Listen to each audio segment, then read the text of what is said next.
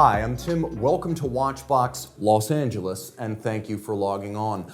Watch collecting is all about passion. Passion for beauty, passion for engineering, and above all, passion for history. And no one has a passion for history quite like today's subject. Emil, welcome to the show. Thank you so much. Thank you for having me. It's a pleasure, and I guess the story starts during World War I. You have two Longines officers' watches and an unbelievable amount of documentation and history behind them. That's correct. So yes, thank you. I do like history, and the watches are great at telling stories if the stories are known and to be told. So a couple of years ago, somebody sent me this photo, and I was born in former Soviet Union. I speak a little Russian. I read Russian, not a little. It's my first language. So they asked me what that is, what it says, and there's some inscription on the back end of it. And I got curious. I mean, it's a military man here with, with his St. George Order of 4 degrees, and he's wearing a very large watch with what appears to be, lugs and fitted to the wrist. So I got curious, and my first impression was that he was a sailor because he was, equipped with a dagger, which is standard issue for naval officers in Tsarist Russia and in the Navy. And then something kind of didn't seem right. Some of the markings I didn't recognize. So I kind of went to some military website. I chatted with the guys who are into the military and history, and I was curious. I was like, what do you make of this watch? And I found out from several collectors in Europe and that these watches were made for officers, and several brands made them. Moser, Pavel Bure, and Longines, among others. And then I threw it in a Longines chat, and there was a gentleman, collector from Europe, and he posted a photo of what appeared this watch, on a similar bone strap, and this is a very bright and very, very good-looking, brigade numerals porcelain dial. And it's very appealing. It's a rather large watch. So I chatted with a few people, and they said, well, I'm curious. I also looked in the book by John Goldberger, and this watch was there described with the Roman numerals dial. And I mean, this one and, the one in gold. And I kind of got on a quest to find one, and I searched high and low, didn't really produce much initially.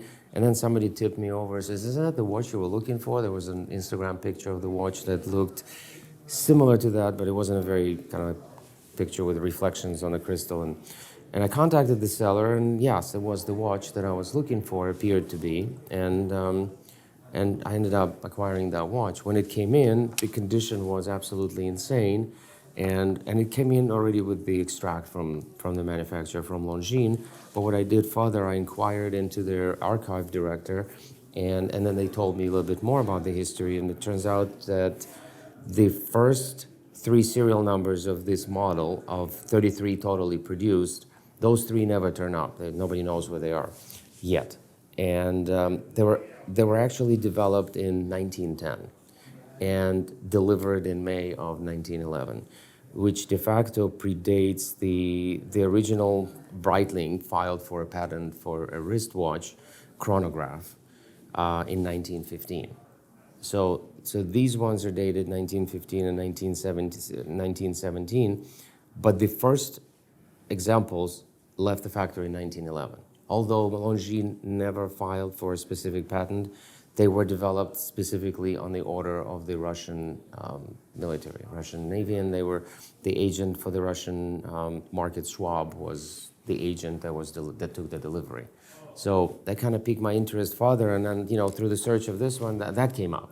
Yes. It's a 14-karat gold delivered to Russia in 1917, like in the period where the turmoil started in the Bolshevik Revolution, and the condition of the watch speaks about it. It probably never got to the destination, to the owner, and has never been worn or seen the action. The first ones were used by. So I found out also the fact that military aviators, early aviators from Russia, went to France to train with French. They were in a coalition against Germany in the World War I, of course, and because the French at the time were the best, aces in the aviation, and I guess the first ones. So I mean, the pilots were to make 1 or 2 or 3 sorties before they get shut down or crash, because the reliability of those planes were miserable, and they would throw the bombs like, you know, from the plane, looking at the target, saying, "I got it," boom. Like dropping a grenade. That's what they did, yeah. So they biplanes, and then they were like, you know, steering and flying and dropping bombs at the same time, trying to hit the targets. And I don't know how many survived. We may never see these watches again. But there's 33 from the archives produced, and there's probably And that's the about a Longines dozen archive. Longines archives, yes. And there's 8 produced in rose gold, in 14 karat rose gold. There are 4 known. And this particular example bears the consecutive serial number to the one that's described in John Goldberger's book. So the validity and the history and the provenance of these watches are amazing, and my head is kind of set up this way that if I get on something, I tend to go like deep down the rabbit hole. Yes, you mentioned you're passionate about your watches, but also your cars and your pens. And once you get into a pursuit, I think you sprint to the finish line. But this is the starting line right here for today's discussion. It's interesting that they are transitional. You can see that the lugs were welded on. They're very clearly based on Lapine pocket watches. Yes. Very large chronograph calibers under 19, yes. gorgeous 19. enamel dials. Yeah. So fascinating pieces. Do you know whether they were originally equipped with these Bund-style straps? No, it's funny you should ask. A good friend of mine who happens to be in LA and a craftsman, there's 4 of his straps right here on this tray. It's Attila's strap. I was going to say, plug his name by all means. It's Attila Zodi. Shout out Attila. It's great work. Love these pieces. It's a creative process, which I also love because it allows for the personation and you know, working with the true masters is something that I'm fascinated about. I have this almost blind fascination of talented people who are gifted with taste, craftsmanship, skill, education, you know, imagination, creativity, all that I'm lacking. Particularly, I've seen two-tone watches, which this is not, but you do have a two-tone strap, both brown and blue. Personal favorites? Yeah. I wanted it to be vintage, and I wanted it to be so the saddle, the English saddle, is actually, you know, it's produced out of a vintage English horse saddle, and it's worn out and it's got its own patterns and cracking and aging of the skin, which is kind of like plays to the vintage origin of the watches. But something that plays off of the rose gold very nicely is a navy blue color for me. I mean, it's a personal taste. You know, you can tell that I hate blue. Oh, you know, yeah. So blue is really the color that I personally favor a lot, and that was the choice. And with the stitching and the hardware to match, which is kind of coppery. It was a little bit more coppery, but still kind of fits the warm tones of 14 karat gold. And so that's not to say you have the blues, quite the opposite. This is actually quite an upbeat collection. We're going to move now from the World War I era into the 1930s, and that's when this model came out. Yours is early 1940s. 1941. Wow, you really know your watches. This is the CK 2077. This is now, we're into the era of the purpose-built wristwatch chronograph, and it's got an interesting movement too. What drew you to this, and how did you find it? Well, the story, thank you. Excellent questions. Yes, the 1941 watch that actually looks like that is not often you can come by, and it's powered by the 33.3, very robust, very popular, very good quality Omega chronograph movement. What attracted me to this is that I've never seen the watch of this era in this condition, and the attractiveness of a 3-color gilded dials. They usually don't have a lot of varnish on them, so they deteriorate over time. They're exposed to moisture. The other reason that I think that contributed to the watch survival in its condition, and it's the first iteration of CK 2077 that has a screw back, Yes. you know, the screw case back, and that preserved the dial in the condition that it is. I've never seen a dial of this quality unless it's brand new. So And it's absolutely not refinished. I would tend to think this way. There's no, I can't argue either for or below. I don't know. But the case itself is in such condition that Yes. the dial is believable. Yes, and the movement actually is matching the entire condition. So when I look at the watch, does the narrative fit? Does the case fit the movement, fit the dial, and what's the story, what's the provenance? Could it survive for 80 years in a condition like this? Well, the answer is apparently yes, it could, theoretically speaking.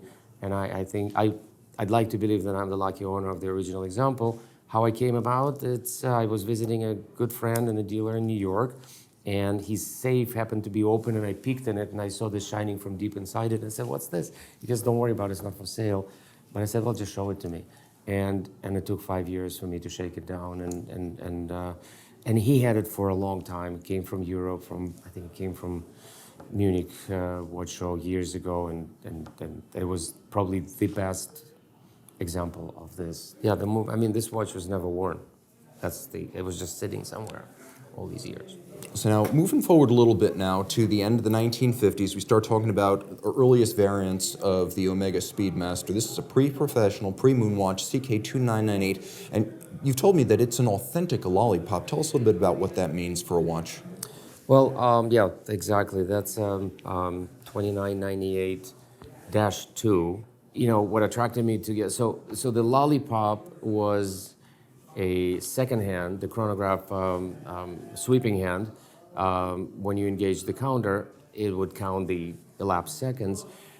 For the larger visibility, it was the tritium plot to be made was quite large, and it created a bubble, and the collectors, because of the size of the bubble, it resembles a lollipop, the candy. So it was a very brief period for Omega in the beginning to use the lollipop hand, and the archives denote that this lollipop hand was outfitted and left the factory on this watch. It also says that the dial, when it left the watch, was black, and now it has this deep tobacco tropical color, which I love. The vintage tropicalization, or the process of discoloration of the dial from the original black or white. They get a little tarnished, they get a little lighter and deeper colors, and some of them are attractive and some of them may not be. It just depends on how they develop, and there's no controlling this process. So this particularly one ended up being very attractive, matching the patina of the bezel, which is also preserved in great condition. And there's a story why, I was told by collectors, why the lollipop got terminated. If you put it on a stop, it lays right above the Omega logo, the applied Omega. Branding. Omega was covered by this lollipop, and they did away with it and just changed it to a straight hand or the spearhead. We're still in the era of the manual wind chronograph here, but let's take a little detour from chronographs and talk a bit about your patent-pending Sea-Dweller, because this is a special piece and a rare one. Yes, yes, indeed. The 1665 reference is one of my favorite references. It's so-called the Sea-Dweller. And the other interesting fact, and I'm going to divulge this information, I'm sorry guys, I was born in 1967, so this is my birth year watch. And there's a special kind of feel. I like birth year pieces. This piece is as old as I am, but in a much better shape than me. And the early history, and it's also a lot of history with these watches, the early history of development of the deep diving watch goes back to the 60s, early to mid 60s. Divers faced the phenomenon of helium collecting underneath the, under the crystal inside the watch case, because it seeps through the gaskets and everything. And when they go through a decompression chamber, it either cracks or pops the dial off completely. So Rolex, in collaboration with the Navy divers officers, developed the valve. Yes. The escape valve, just like a pressure cooker, and then they filed for a patent, and they kind of drilled the case, and supposedly when the pressure becomes too great, on both sides of the case, inside and outside, this valve equalizes the pressure. It just releases that extra pressure that's collected inside the watch, thus protecting the crystal from popping out or the watch from blowing up, and they patented that. And they filed the patent, and on a case back of the early prototypes, it still says patent pending. So this is a patent pending It is. 1665. It is a patent pending 1665. It is also a patent pending bracelet that fits the And the period. that's the flip out component of the Yeah, bracelet. so the extension would say, should say patent pending, if I'm not mistaken. Yep, there it is. Yeah, it's patent pending. So Rolex created this watch with no cyclop. Well, it was there's no date, so there's no cyclop. The 50th anniversary release of the modern reincarnation of this watch does have a cyclop. Which was very controversial. Well, I was on the fence for a long. I was actually upset for a long time, but I ended up buying the watch anyway because it's just such a, it's an homage to this one. So the first writing, the first type they put there's some they're very early prototypes that only had one line and less depth, and as they were increasing the depth, they go to two lines, and it said Sea-Dweller, Submariner, and a 2000 depth meter, and the paint from red became pink, or sometimes it fades out to almost white or yellowish. So the nickname for this watch is a pink lady. So this particular example belonged to a deep sea diver who used to serve in Royal Navy. Yes. And it comes with multiple photographs and a letter by the diver. And how did you contact him? Well, I didn't. I had to get it. So the work was done to acquire the watch was done by a UK-based dealer. He was approached by one guy who lived in Australia, and then he asked him, "Do you know anybody else who's got the watches like this?" He says, "Yeah, my buddy. He lives in Singapore, or they met in Singapore." So the story was that the dealer met both of them, and they ended up having watches with consecutive serial numbers, like one after the other. They were friends. They got them differently and apart by Rolex.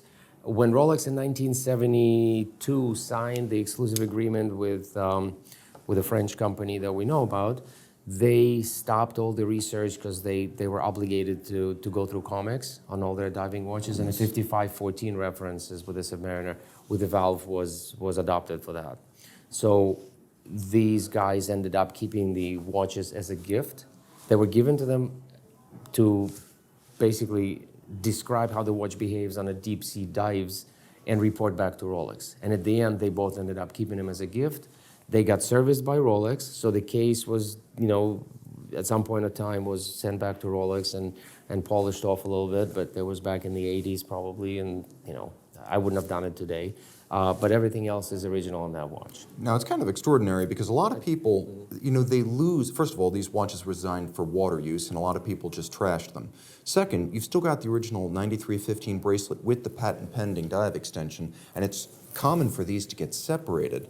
And then finally, you do have a wonderful Pink Lady fade, but there's also the symmetrical size of Sea-Dweller and Submariner 2000, which went away very quickly with the double red Sea-Dwellers. Yes, there was probably less than a couple of hundred examples with the patent pending. They all had case backs in 27, so 1.7 million serial number range, and there are a couple of other batches that exist with the Mark 1, so-called Mark 1 dial, where both Submariner and the depth rating are in red and in the same large font that faded out. They quickly went to a larger first line and a smaller second line, so-called Mark II, and then the alignment was different, and Mark III and IV have different alignments and different paint patterns. But I'm a big fan of 1665 and a lucky owner of a few references, a few different versions of the dial, but this is actually like a holy grail of And it's a birth year diving watch. watches. And it's a birth year watch. Yes. Plus, you've got the smaller early pinhead style gas relief valve, which is a really cool piece because even in profile, this is something special. And it's off, it's asymmetrical. So if you look at it, starting with Mark III and IV, they beefed up the case. The case is a little thicker because this is still a Submariner case. Yes. It is exactly the same size as a Submariner. They made it about a 1 millimeter thicker and placed the valve right in the middle of it. This one is towards the top because of where the movement is. Well, they're all very good points, and look, it may have been polished in the 80s, but it looks fantastic for a Sea-Dweller of that vintage. Yes, and that's my thing is, but when I consider the watches, for me personally, it's the aesthetics. And it could be a worn out watch. It wouldn't stop me from necessarily acquiring it. but the overall aesthetics. If the watch is too deteriorated, it becomes too worn out, it becomes visibly undesirable, like aesthetically. For me. Yeah, patina is okay, but a lot of vendors try to market damage as patina, which is not the case. That's the nice tropicalization is one thing. When it's rusted, it's another. Yeah. But again, if it's that rare and that beautiful, I have to have it. So now we've got a really cool piece here. First, because it's very rare, probably fewer than 400 made. Second, because it's made of 14 karat gold, 1966 to 69. We've got your 6241. It's a Paul Newman. This has a great story behind it too. Yes, unfortunately, I don't know much about the ownership previously to that, but the provenance of this watch came from a very well publicized and pretty well known auction in 2013, Christie's Daytona Lesson 1. This was one of the 50 lots. I'm a fortunate owner of 2 of those lots from that famous auction. That kind of set off Daytona on that upward trajectory that has never landed yet. And this example represents everything that I cherish in the watch, starting with the perfect dial, that 14 karat United States, 18 karat was European, but the 14 karat was for North America, United States and Canada. And you're right, there weren't very popular watches back then, and nobody wanted to get it with these so-called exotic dial. But again, the condition that this piece is preserved, unpolished case and untouched dial, and just everything is original going back to, I believe it is a 69 watch. It's 2.1 million serial number. So it's right there where I was just basically starting to like talk and crawl. Well, probably walk and talk at the same time, and I never stopped. So that represents just one of the best examples of Paul Newman's that I could find. And just to be clear, there are fewer than 3,000 of all 6241s in circulation. That's every metal, that's every market. This has got a full matching 14 karat rivet bracelet. The dial is immaculate. It's got a lovely sort of champagne tone to it. Yes. It's really a very beautiful watch. It is, and it's compared to the 18 karat gold, like this watch is, even from the same era, this is a little, couple of years old, 72, I believe. The yellow pops. The 14 kind of becomes very warm and very rosy and develops really nice and sometimes like brownish or like purplish patina. I don't wear this watch often, but when I do, it's very attractive. And the exotic dials are obviously rare and beautiful, and now we cherish that Art Deco style of dials that people didn't really like in the 60s. I would also go so far as to say that having been part of the Lesson 1 auction, I mean, look, there's a million auctions. Few of them wind up being legendary moments for the collector community. Lesson 1, 50 years of the Daytona, 50 lots only. That was a big deal, and this watch, having been part of that, is a huge part of this watch's story. Yes, indeed. And that was, excuse me, that was one of the attractions for me to seriously consider acquiring this piece because of the provenance. I like the stories. There was a lot of, sometimes you're just not sure about the piece, where it comes from, has it been done with, who had it, who played with it. There's no information available to public from Rolex archives unlike some other brands. So you have to kind of like go down the decision-making process and ask yourself, do you really want that piece? And I did. Now, you're saying sometimes you don't know where a watch came from, but in the case of this 62, 63, you know exactly where it came from. Yes, correct. And I'm a big fan of aeronautics, navigation, military action. I'm afraid of heights, so I would have never gotten into being a plane pilot for, let alone military. I get car sick, so. You and me both, don't worry. Yeah, it happens. So it's enough challenge there. But yes, this is it started out with an attraction of the dial. I like this tropicalization, the registers of a perfect silver Sigma dial turned, nice chocolatey color. and contrasting with the white, subsidiary, seconds and chronograph subdials hands, they sort of deviate a little bit from black and white to a softer brownish and white, and yet contrasting with a plastic bezel insert of 6263 and a massive pusher. It's just a very attractive watch to look at. And when I found out that it also belongs to, it says Fuerza Aérea del Perú, which in Spanish means Peruvian Air Force. And there is a great history with Peruvian Air Force acquiring watches both from Omega and Rolex for their flight staff, and officers were often equipped with various watches. They actually did sell Submariners as well and GMTs. You can find any tool watches in the era between 60s and 70s that belonged to Peruvian Air Force. It was a big purveyor of nice chronometer watches or nice precision tool watches for their military staff, as well as many other military establishments. So that watch represents, again, the value of this watch for me personally is the attraction of the dial. It's a very rare variance of the dial. It's like you noted, it's a Sigma dial, has a larger registers. They almost touch the batons, and just the provenance of this watch. It actually, I did confirm, at least verbally, this watch was sold to Peru. So Rolex does have a record, and if you're nice with them, if you service your watch, they will tell you the country that they shipped it to, but that's about it.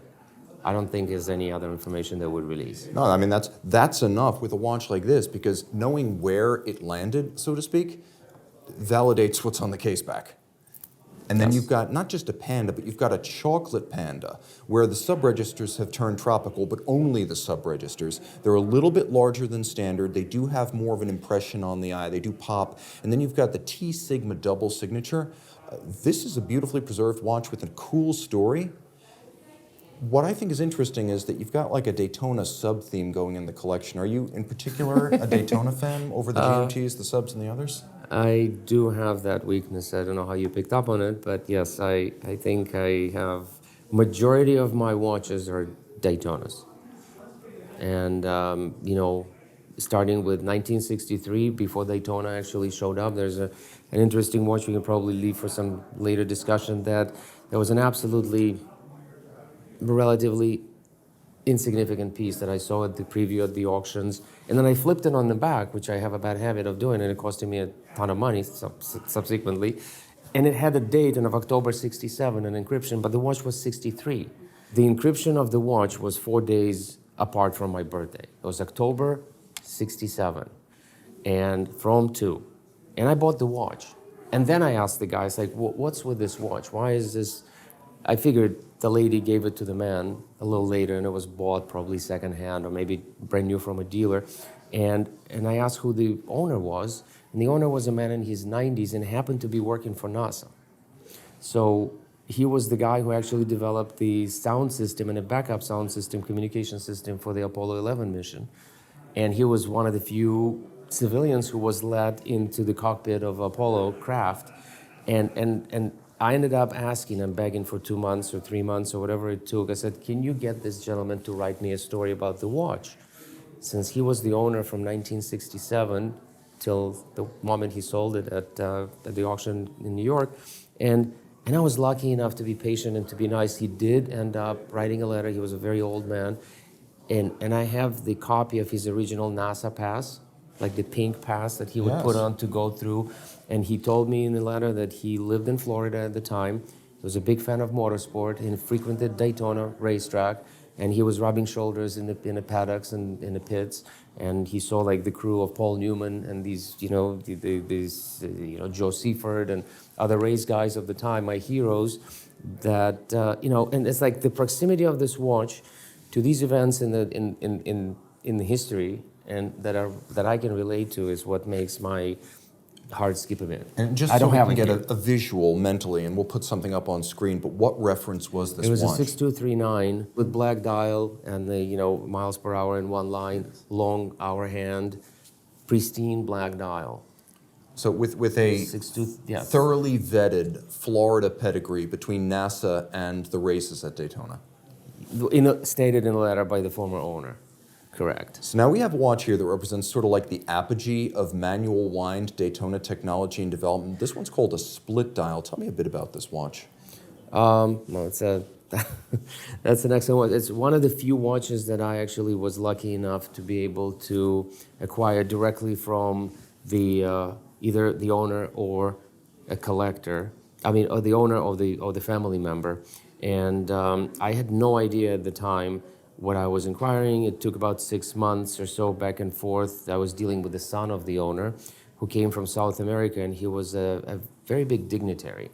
And he had this watch originally purchased in 1972 in Caracas, Venezuela, and he wore it everywhere. I have pictures of him leading national TV in Venezuela. I have pictures of him shaking hands with Pelé. I had pictures of him. He was in charge of a tennis national team, Venezuelan tennis, shaking hands with American counterparts.